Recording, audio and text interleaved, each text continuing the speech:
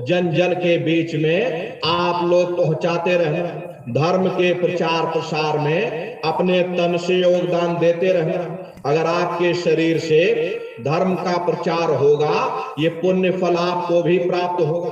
प्रेमी भाई बहनों, गुरु महाराज के संदेशों को जन जन के बीच में पहुंचाने की जिम्मेदारी हम सभी प्रेमी भाई बहनों की है, क्योंकि हम सभी लोग अपने गुरु के जलाए हुए चिराग हैं। अगर एक एक चिराग एक एक गांव में पहुंच जाएगा, ये पूरा गांव प्रकाशवान हो जाएगा, ये पूरा समाज प्रकाशवान हो जाएगा। इसीलिए प्रेमी भाई बहनों, आप लोगों को ये जिम्मेदारी सौंपी गई कि प्रत्येक सत्संगी प्रेमी भाई बहन एक एक गांव को गोद ले लो।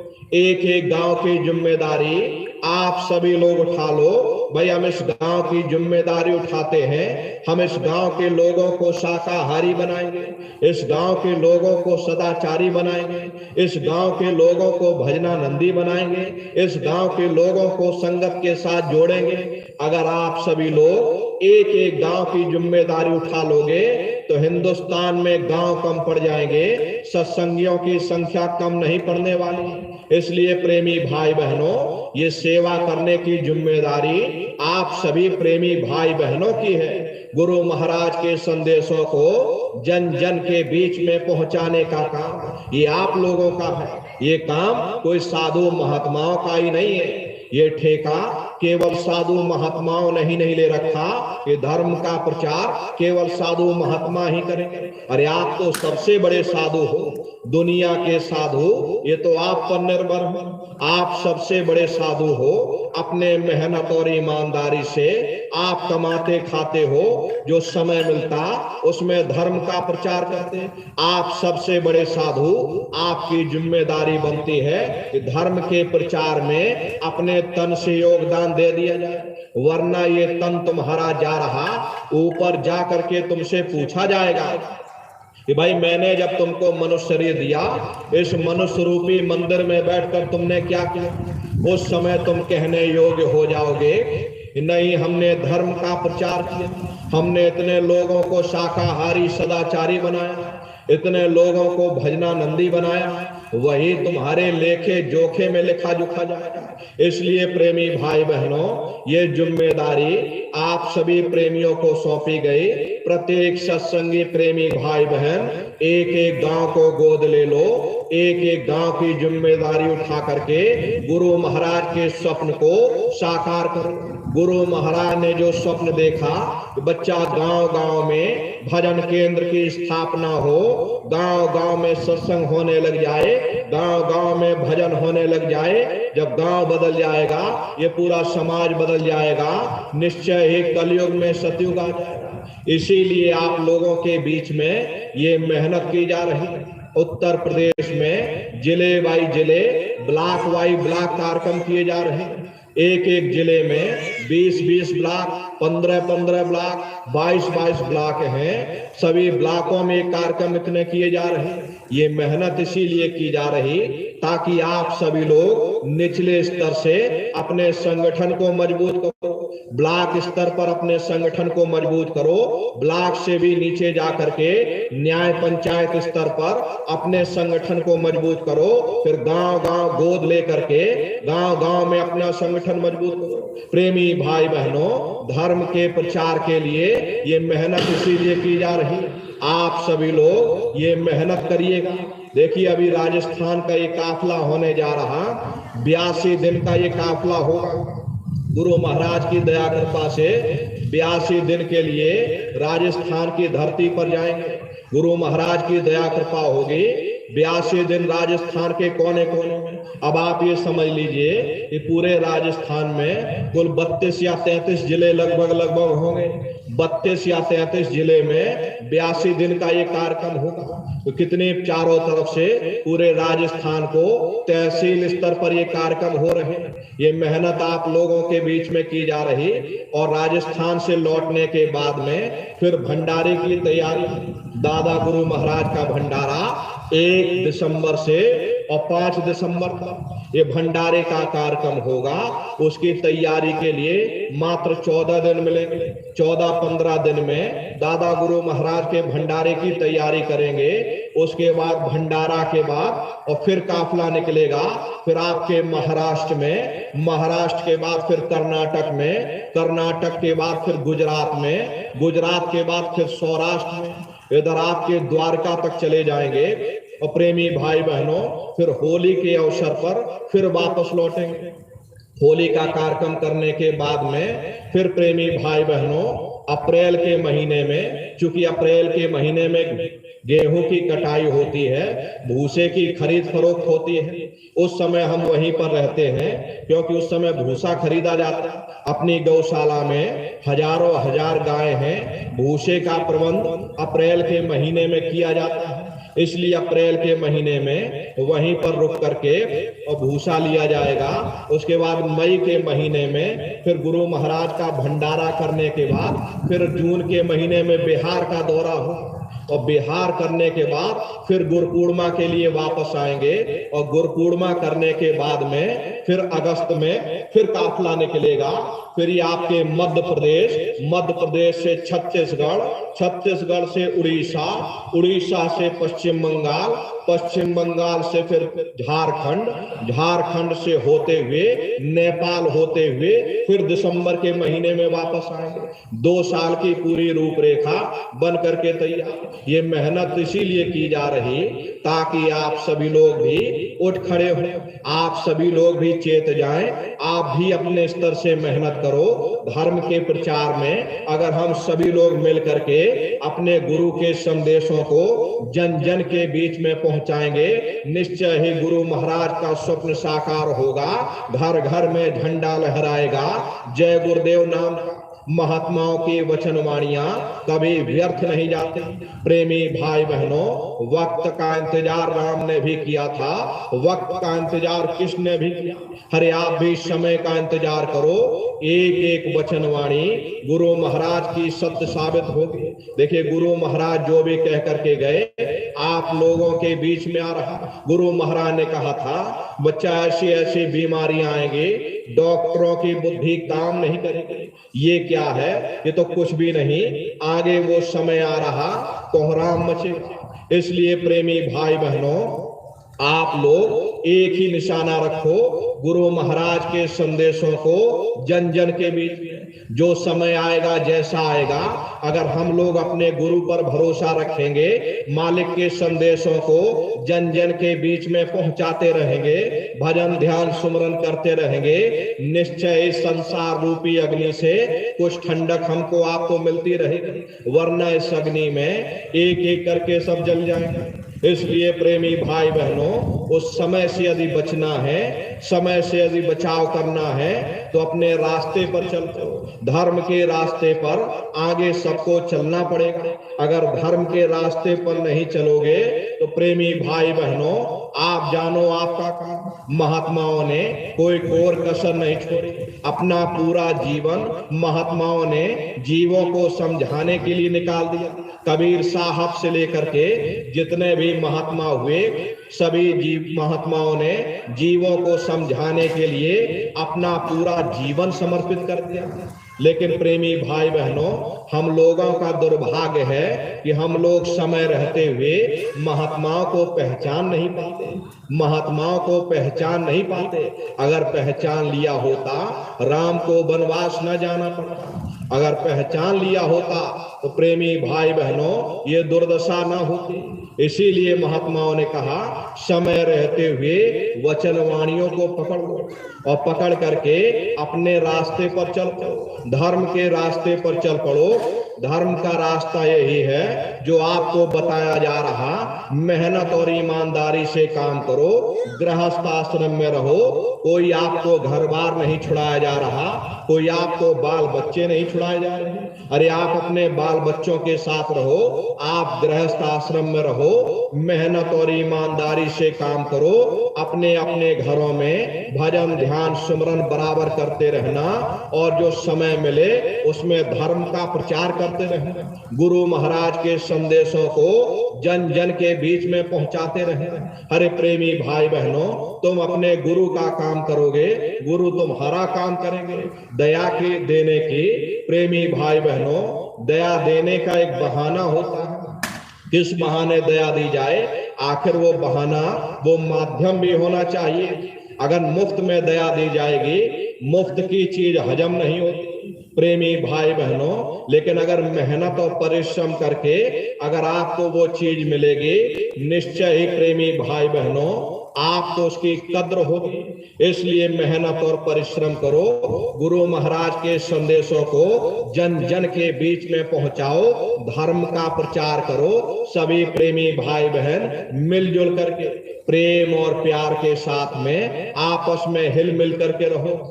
ईर्ष्या देश निंदा चुगली ये अपने अंदर से निकाल दो। बहुत से प्रेमी भाई बहनों को देखा एक दूसरे के ईर्ष्या देश में लगे रहते। प्रेमी भाई बहनों, हम सब एक ही मालिक की संतान हैं। ईर्ष्या देश रगड़ा झगड़ा, किस चीज का रगड़ा झगड़ा? इस शरीर से ईर्ष्या देश करते हो, ये शरीर तो मिट्टी है, एक दिन मिट्टी में मिल जाएगा। चैतन्य जीवात्मा है और जीवात्मा परमात्मा का अंश है, यानी स्वयं परमात्मा घट घट में विराजमान है। इसलिए प्रेमी भाई बहनों, किसी की कोई निंदा चुगली नहीं, किसी की कोई आलोचना नहीं। ये समझ लो कि हर एक के अंदर गुरु महाराज बैठे हैं। अगर हम लोगों का यही भाव हो जाए कि सबके अंदर मालिक बैठा है, सबके अंदर गुरु महाराज बैठे हैं, अगर हम लोगों का ये भाव बन जाएगा तो ये निंदा चुगली ईर्ष्या देश की भावना हमारे अंदर से निकल जाएगी। इसलिए प्रेमी भाई बहनों, ये बहुत बड़ा रोग है, ये मान सम्मान का रोग, ईर्ष्या देश का रोग। प्रेमी भाई बहनों, संत मत में हमेशा छोटे बन करके रहना चाहिए। तुम दीन बन जाओगे, वह मालिक तुम पर दया कर देगा। दीनहीन जानो अपने को, निपट नीच मानो अपने को। अब ये अहंकार करो क्या किससे, मौत धार दम दम में बरसे। माया तजे तो क्या भया, और मान तजा नहीं जाए। और मान बड़े मुनिवर गले, और मान शवन को खाए। लेने को सतनाम है, देने को अंदाम, और तरने को है दीनता, डूबन को अभिमान। जब दीनता आएगी तो गुरु से प्रेम होगा। संसारी मोहब्बत को हम आप मोह कहते हैं, परंतु प्रेमी भाई बहनों, परमार्थी मोहब्बत को प्रेम कहा जाता है। और संत मत में प्रेम की ही महिमा है।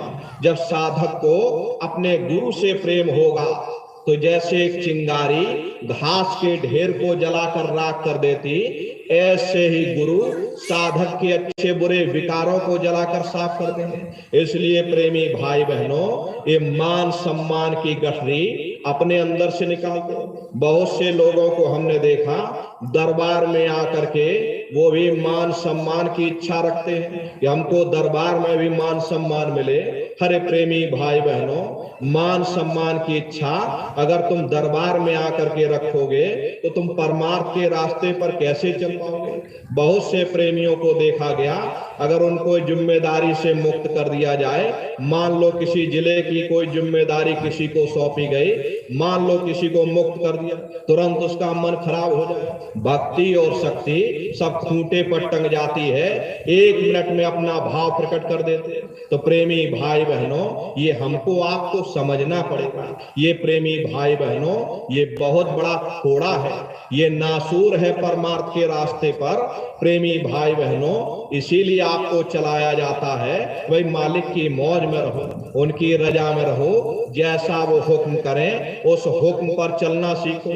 जब हम आप हुक्म पर चलना सीखेंगे तभी हम आप परमार्थ के रास्ते पर चल पाएंगे, वरना जानवर कीड़े मकोड़े आ रहे जा रहे। ऐसे ही प्रेमी भाई बहनों, ये जीवन आपका व्यर्थ बेकार चला जाए अगर हम लोग इस दरबार में आकर के कुछ सीख ना पाए, कुछ समझ ना पाए। अगर हमारे आपके अंदर ये मान सम्मान की इच्छा हमारे आपके अंदर पनपती रह गई तो निश्चय जान लो कि हम परमार्थ से बिल्कुल खाली हैं। हमारे अंदर कुछ भी परमार्थ का ज्ञान नहीं। प्रेमी भाई बहनों, इसलिए हमेशा अपने आप को बिल्कुल दीनहीन समझो, बिल्कुल छोटा समझो, छोटी से छोटी सेवा करो, अपने आप को बिल्कुल अज्ञानी समझो। अगर हम आप ये समझने लग जाओगे कि हम बहुत बड़े सत्संगी हैं, बहुत पुराने सत्संगी, जहां ये भाव आपका आ गया कि हम बहुत पुराने सत्संगी, वहीं आप खाली रह जाओगे। प्रेमी भाई बहनों, परमार्थ में अपने आप को हमेशा नया समझना चाहिए। परमार्थ में अपने आप को हमेशा अज्ञानी समझना चाहिए। प्रेमी भाई बहनों, एक छोटी सी चींटी राजा के महल में जा सकती है परंतु हाथी नहीं जा सकता। ऐसे ही प्रेमी भाई बहनों, जब तुम दीन बन जाओगे वो मालिक तुम पर दया मेहर बख्शीश कर देगा। इसलिए हमेशा छोटे से छोटा बनकर रहो। छोटी से छोटी जो सेवा मिल जाए आपको, वो सेवा आप लोग करते रहना। ये परम सौभाग्य की बात है, गुरु महाराज की इस पावन जन्म भूमि पर आप सभी प्रेमी भाई बहन यहाँ पर उपस्थित हुए। और प्रेमी भाई बहनों, लगभग 1 महीने से ये पत्थर लगाने की सेवा बराबर चल रही। ये समझिए साल भर का काम 1 महीने के अंदर सत्संगी प्रेमी भाई बहनों ने पूरा कर दिया। अब पत्थर की धीरे धीरे कमी हो रही, आगे और पत्थर खरीदा जाएगा, उसके बाद फिर पत्थर लगेगा। प्रेमी भाई बहनों, आप ये मान करके चलिए कि सत्संगी प्रेमी भाई बहनों ने जितने भी यहाँ सेवादार रहे, मिस्त्री रहे, बड़ी मेहनत की। साल भर का काम 1 महीने में उन्होंने पूरा कर दिया। ये साधुवाद के पात्र हैं। हम सभी सत्संगी प्रेमी भाई बहनों को साधुवाद देते हैं, धन्यवाद करते हैं। गुरु महाराज के दरबार में जन्म भूमि पर ये सेवा करने का आप प्रेमी भाई बहनों को मौका मिला। रक्षाबंधन के अवसर पर जितने भी प्रेमी भाई बहन यहाँ उपस्थित हुए हैं, इस अवसर पर हम परम पूज्य स्वामी जी महाराज के चरणों में यही अरदास करेंगे, यही कामना, यही प्रार्थना करते रहेंगे कि हे मालिक, हम सभी प्रेमी भाई बहनों को अपने चरणों में लगाए रखना, अपने पनाह में बनाए रखना, अपने दरबार से जोड़े रखना, संगत की सेवाओं से जोड़े रखना। ये जो चंद श्वासों की पूंजी हम आपको मिली हुई, ये प्रेमी भाई बहनों गुरु महाराज की दया कृपा से मिली। गुरु महाराज से यही प्रार्थना करते रहेंगे।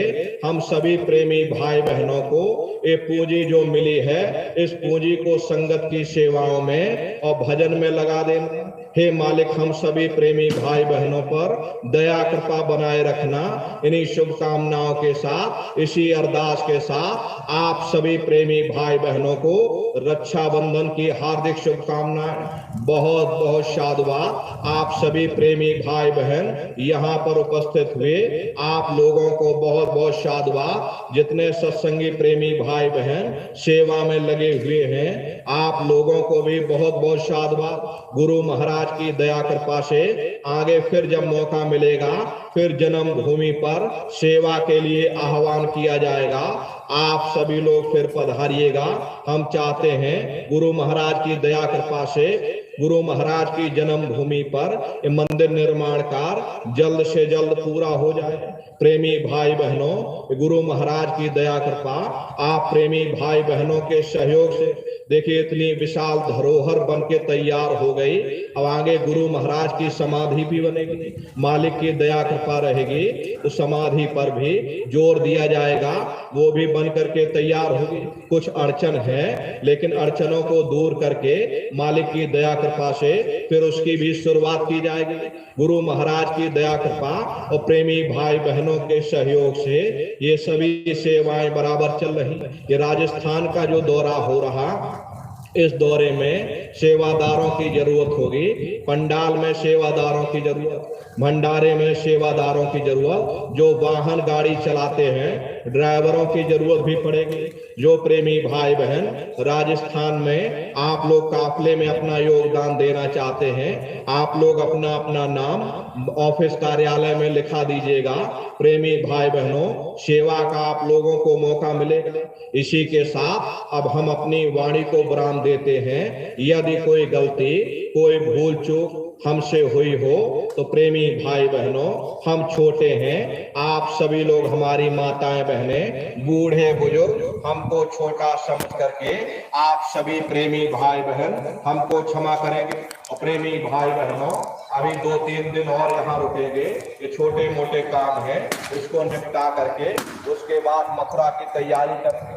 अभी आप सभी लोग बैठे रहिएगा, एक प्रार्थना सभी प्रेमी भाई बहन करेंगे, उसके बाद इस समापन का कार्यक्रम होगा।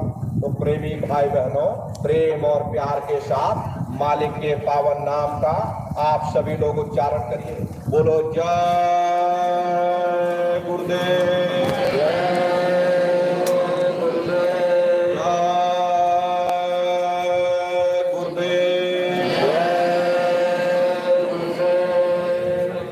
गुरु महिमा